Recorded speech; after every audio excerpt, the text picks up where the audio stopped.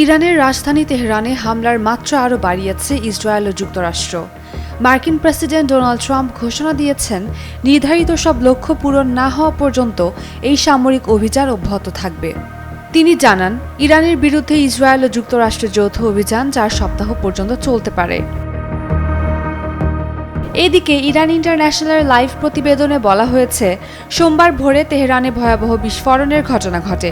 স্থানীয় সময় রাত 3:30টার দিকে পশ্চিম তেহরানের শহীদ বাঘেরি আবাসিক কমপ্লেক্সে একাধিক বড় বিস্ফোরণ শোনা যায়।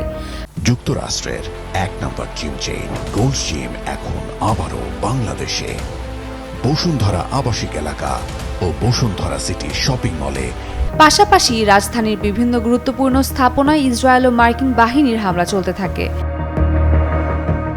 নূর নিউজ জানায়, তেহরানের পশ্চিম ও পূর্বাঞ্চলের বিভিন্ন স্থানে একের পর এক বিস্ফোরণ ঘটছে।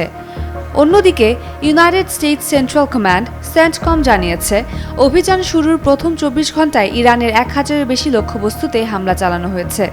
ইরানের ব্যালিস্টিক ক্ষেপণাস্ত্র স্থাপনা, ইসলামিক রেভলিউশনারি গার্ড কর্পসের সদর দপ্তর ও নিয়ন্ত্রণ কেন্দ্র সহ তেহরানের একাধিক সামরিক স্থাপনায় আঘাত হানা হয়েছে। যৌথ অভিযানে ইরানের সর্বোচ্চ নেতা আয়াতুল্লাহ আলী খামেনি নিহত হয়েছেন বলে দাবি করা হয়েছে। এছাড়া তার জামাতা, নাতি, কন্যা ও পুত্রবধূও হামলায় প্রাণ হারিয়েছেন বলে খবরে উল্লেখ করা হয়েছে। উমের রুম্মান ক্রান্তি, ডেইলি সান।